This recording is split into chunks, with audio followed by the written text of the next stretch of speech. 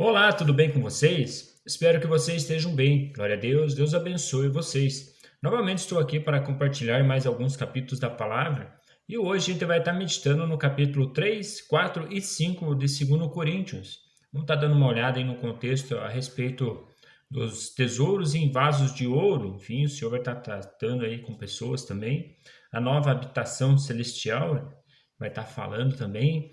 A glória da nova aliança. Enfim, o Senhor vai estar tratando aí com vários assuntos aí através da palavra que Paulo vai estar nos fornecendo. Então, vamos estar dando uma olhada aí nesse contexto. Então, vamos lá. Senhor, nosso Deus, nosso Pai, te pedimos, Senhor, mais uma vez que o Senhor venha estar nos orientando com a tua palavra. Em nome de Jesus, amém. Então, vamos lá. No capítulo 3, ele vai falar bem assim, ó. Será que isso que estamos começando em aliás, será que com isso estamos começando a nos recomendar a nós mesmos novamente? Será que precisamos, como alguns, de cartas de recomendação para vocês ou da parte de vocês? Enfim, Paulo ali está falando de recomendação. Enfim, às vezes pessoas aí para ser bem vistas precisam de cartas aí para ser recomendados. Então, Paulo está tratando desse assunto também. Enfim, hoje nós somos recomendados através de Cristo, dá para entender desta forma, através do Espírito Santo, ele que nos testifica a nossa vida e não de cartas ali como ele está falando. Vocês mesmos são a nossa carta escrita em nosso coração, conhecida e lida por todos. Vocês demonstraram que são uma carta de Cristo, resultado do nosso ministério, escrita não com tinta, mas com o Espírito de Deus vivo, não em tábuas de pedra, mas em tábuas de corações humanos. Enfim, ele está falando que nós somos a carta de Jesus, escrita aí no nosso coração, e não escrita com tinta, que a tinta aí daqui a pouco ela vai acabar perecendo. E com o Espírito Santo do Senhor não tem como perecer. Então é a confiança que temos diante de Deus por meio de Cristo, não que possamos dividir, aliás, reivindicar qualquer coisa com base em nosso próprio mérito, mas a nossa capacidade vem de Deus. Ele nos capacitou para sermos ministros de uma nova aliança, não da letra, mas do Espírito, pois a letra mata, mas o Espírito vivifica. Ele está trazendo ali a questão do espírito e da letra. Enfim, muito conhecimento e muita letra mata, mas o espírito ele vai estar sempre vivificando. O ministério que trouxe a morte foi gravado com letras em pedras, mas esse ministério veio com tal glória que os israelitas não podiam fixar os olhos na face de Moisés. Aqui ele está explicando um pouco sobre a tábua, ali quando Moisés foi escrever, ali quando Deus escreveu na tábua de pedra ali para Moisés, e quando ele veio com essa tábua ali, vai estar falando o que aconteceu. Por causa do resplendor do seu rosto, ainda que desvanecesse, não será um ministério do Espírito ainda muito mais glorioso? Ele está tratando que quando Moisés ficou perto do Senhor, o rosto dele ficou bem reluzente, bem branco, mas enfim, depois ele foi desvanecendo, enfim, ele foi perdendo aquele brilho. Se era glorioso o ministério que trouxe condenação, quanto mais glorioso será o ministério que produz justificação, pois o que outrora foi glorioso, agora não tem glória, em comparação com a glória insuperável. E se o que estava se desvanecendo se manifestou com glória, quanto maior será a glória do que permanece? Portanto, visto que temos tal esperança, mostramos muito mais confiança. Não somos como Moisés, que colocava um véu sobre a face para que os israelitas não contemplassem o resplendor que se desvanecia. Na verdade, a mente deles se fechou, pois até o dia de hoje mesmo, um véu permanece quando é lido a antiga aliança. Não foi retirado, porque é somente em Cristo que ele é removido. Olha que interessante que ele fala sobre um véu que está ali na vista deles para que eles não enxergam até o dia de hoje. Esse véu é só tirado em Cristo. Assim como Paulo fala também que quando ele se converte, saiu dos olhos dele como se fossem escamas, e hoje de nós também não fica muito diferente de nós, dos judeus, dos gregos, é a mesma coisa, enfim, é aberto os olhos para estar enxergando a graça de Jesus. De fato, até o dia de hoje, quando Moisés é lido, um véu cobre os seus corações. Mas quando alguém se converte ao Senhor, o véu é retirado. Ora, o Senhor é o Espírito, e onde há o Espírito do Senhor, ali há a liberdade. E todos nós que, com a face descoberta, contemplamos a glória do Senhor, segundo a sua imagem, estamos sendo transformados com glória cada vez maior, a qual vem do Salvador, que é o Espírito. Enfim, está tratando do Espírito que nós contemplamos o Senhor de glória em glória através do Espírito e através da fé. No capítulo 4, portanto, visto que temos este ministério pela misericórdia que nos foi dada, não desanimamos, antes renunciamos aos procedimentos secretos e vergonhosos.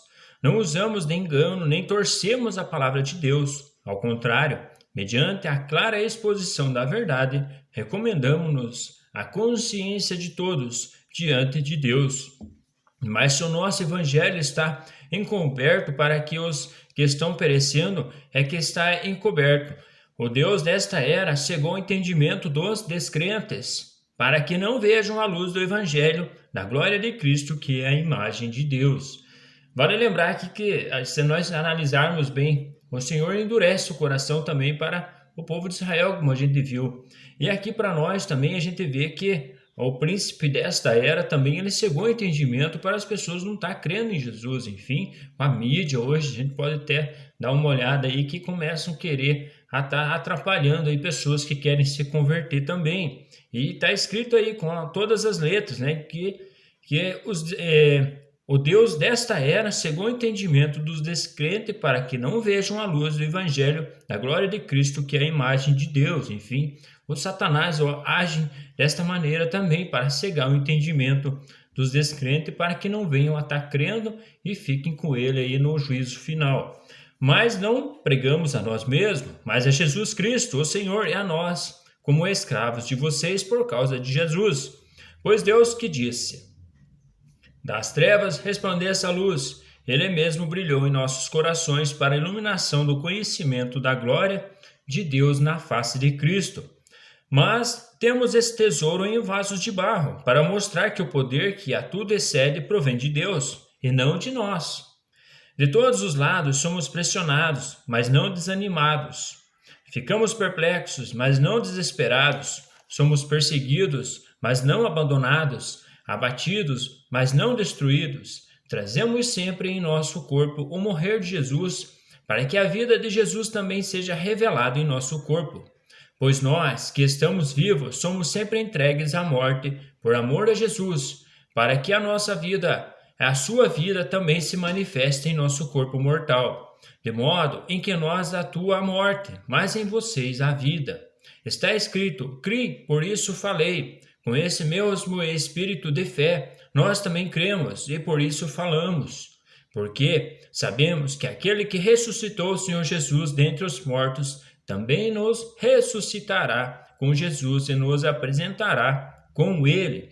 Enfim, vale lembrar que Paulo ele era bem perseguido por causa dessa questão da ressurreição dos mortos. Paulo pregava muito, falava: olha, nós vamos padecer o corpo aqui na terra, mas Jesus, do jeito que ele ressuscitou, nós vamos ressuscitar também. Enfim, por isso que ele era julgado e era perseguido.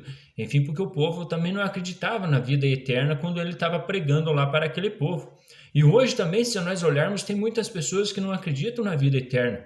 Eles só querem estar sendo salvos. Enfim, a própria palavra fala-se que a tua boca crê de todo o seu coração, enfim, será salvo. Mas o reino que Cristo pregou, e esse é tomado por esforço. Esse tem que nascer de novo, tem que rejeitar o mundo, como Paulo está orientando aí. Enfim, hoje muitas pessoas não conhecem o reino de Deus, conhecem só a salvação. Mas enfim, tudo isso é para o bem de vocês, para que a graça que está alcançando um número cada vez maior de pessoas faça que transborde ações de graças para a glória de Deus. Por isso não desanimamos, embora exteriormente estejamos a desgastar-nos, interiormente estamos sendo renovados dia após dia, pois os nossos sofrimentos leves e momentâneos estão produzindo para nós uma glória eterna que pesa mais do que todos eles. Assim fixamos os olhos não naquilo que se vê, mas no que não se vê, Pois o que se vê é transitório, mas o que não se vê é eterno. Enfim, o que nós conseguimos enxergar, esse é transitório, isso vai acabar. Mas o que nós não conseguimos ver, a eternidade em Cristo, essa aí é eterna. Enfim, por isso que nós vivemos pela fé hoje. No capítulo 5, sabemos que se for destruída a temporária habitação terrena em que vivemos, essa habitação nossa, carnal, temos da parte de Deus um edifício, uma casa eterna nos céus, não construída por mãos humanas. Enquanto isso, gememos, desejando ser revestidos da nossa habitação celestial, porque quando estamos vestidos, não seremos encontrados nu. Pois, enquanto estamos nesta casa, gememos e nos angustiamos, porque não queremos ser despidos, mas revestidos da nossa habitação celestial, para que aquilo que é mortal seja absorvido pela vida. Deixa eu mudar aqui a página aqui que enroscou. Foi Deus que nos preparou para esse propósito, dando-nos o Espírito como garantia do que está por vir. Enfim, ele trata do Espírito de novo. Enfim, o Espírito é a nossa garantia de que quando tudo isso se findar aqui na terra, Cristo vai nos levar com ele. Portanto, temos sempre confiança e sabemos que enquanto estamos no corpo, estamos longe do Senhor, porque vivemos por fé e não pelo que vemos. Temos, pois, confiança e preferimos estar ausentes do corpo e habitar com o Senhor. Por isso, temos o propósito de lhe agradar, que estamos no corpo, quer o deixamos, pois todos nós devemos comparecer perante o tribunal de Cristo, para que cada um receba de acordo com as obras praticadas por meio do corpo, quer sejam boas, quer sejam más. Enfim, é que ele está falando do tribunal de Cristo. Se nós for olhar Apocalipse, ele vai ter o dia do Senhor, vai ter o tribunal branco lá, que é de Deus mesmo. Esse é para julgar pessoas que não nasceram de novo. E nós que somos de Jesus, nós vamos aparecer só nesse tribunal aqui. Por isso que o próprio Senhor fala bem assim, não há nenhuma condenação para aqueles que estão em Cristo Jesus. Porque se tivesse condenação, os de Cristo Jesus estariam no tribunal branco que a gente vai ver lá em Apocalipse. Mas quando chegar lá, eu comento um pouco sobre esse assunto, que é pouco falado também. E nós vamos estar no tribunal de Cristo ali. Enfim, não tem condenação. Enfim, ali vai só receber ali de acordo com as obras praticadas no corpo, quer sejam boas ou quer sejam más. Mas o Senhor Cristo é que vai estar nos centelhando. Uma vez que conhecemos o temor ao Senhor, procuramos persuadir os homens. O que somos está manifesto diante de Deus. Esperamos que esteja manifesto também diante da consciência de vocês. Não estamos tentando novamente recomendar-nos a vocês, porém estamos dando a oportunidade de resultarem em nós para que tenhamos o que responder aos que se vangloriam das aparências e não do que está no coração. Se enlouquecemos é por amor de Deus. Se conservamos o juízo é por amor a vocês. Pois o amor de Cristo nos constrange, porque estamos convencidos de que um morreu por todos, logo todos morreram.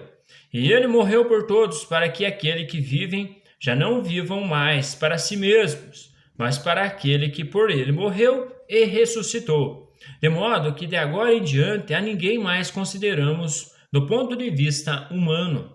Ainda que antes tenhamos considerado Cristo desta forma, agora já não o consideramos assim. Portanto, se alguém está em Cristo, é nova criação. As coisas antigas já se passaram, e eis que surgirão coisas novas.